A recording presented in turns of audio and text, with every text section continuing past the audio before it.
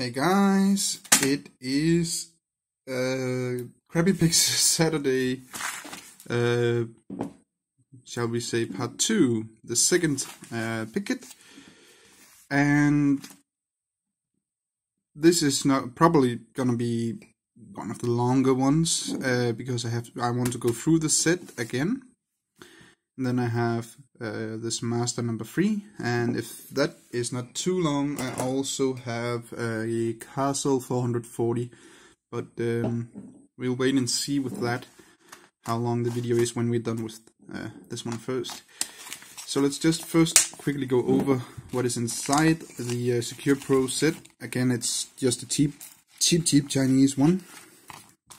These are terrible, but they hold the pigs anyway. You get 2 tensioners.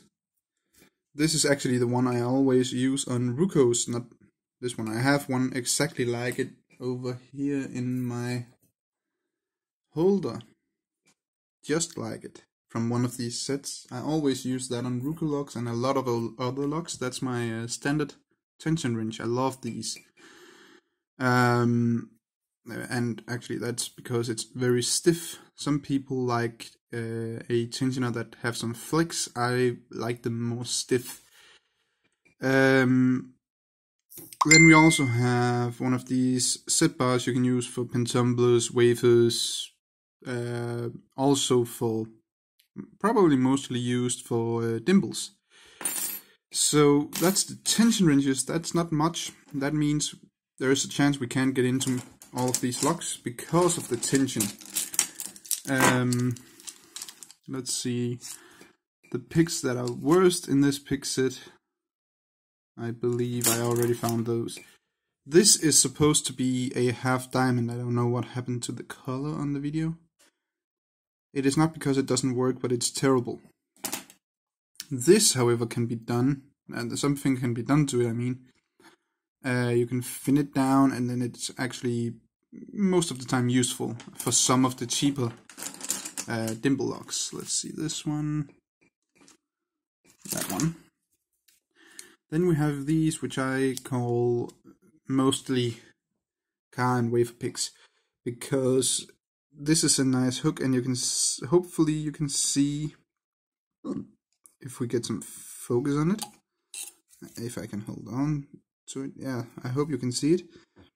Right there is a notch, and there is right up there on this one as well.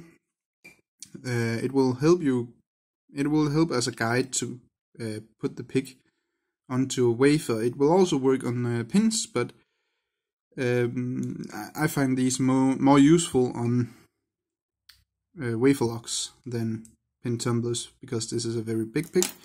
This one I would rake and SPP with that side, and SPP and zip with this side, depending on what I need.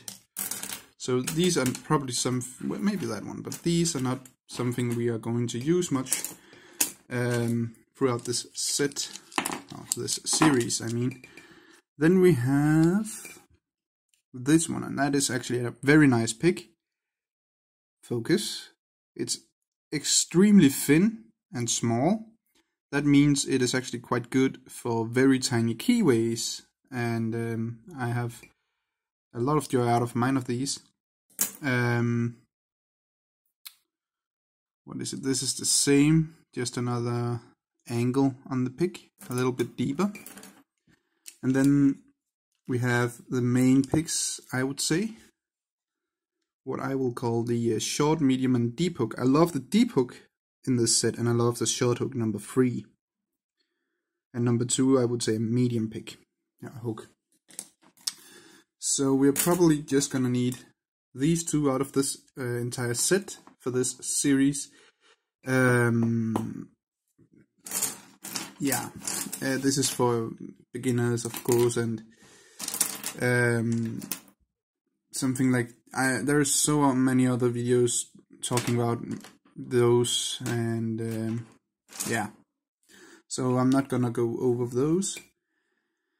Alright, we have this master number 3, and this tensioner work. Let's see if we can zip it open.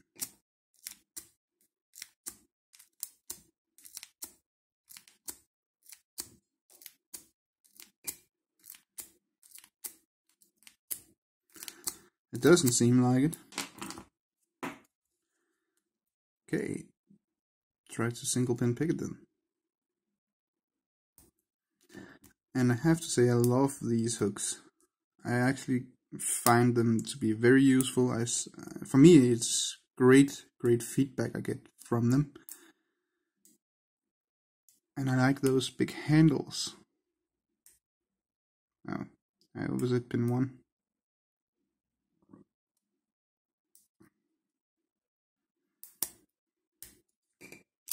There we go.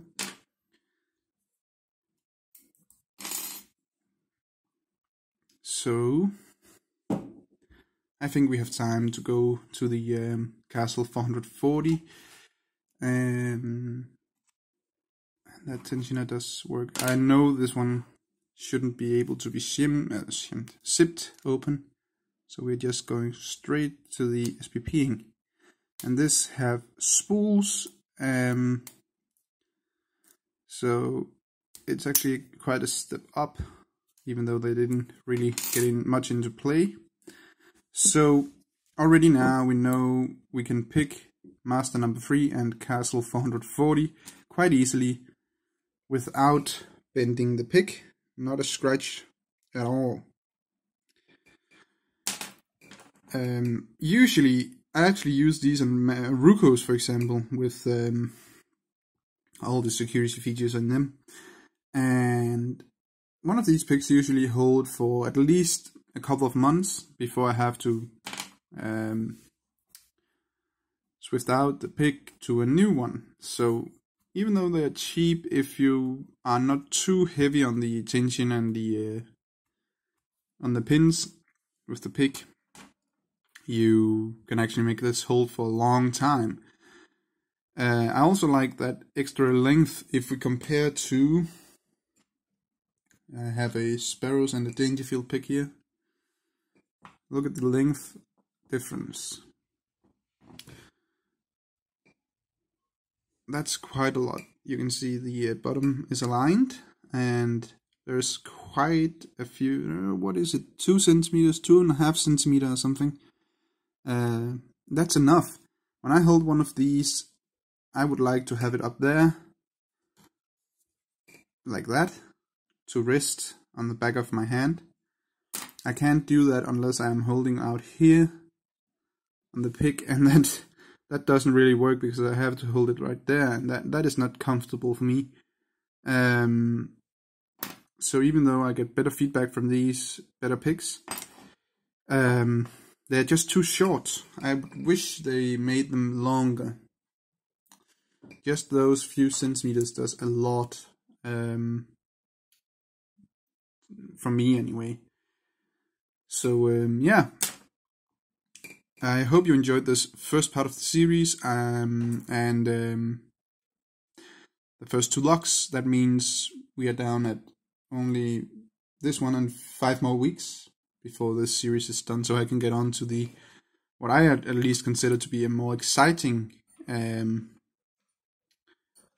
thing, which was all of those Ruko locks. So that's all for today. Thanks for watching. Remember, skill always beats luck, and have a great day.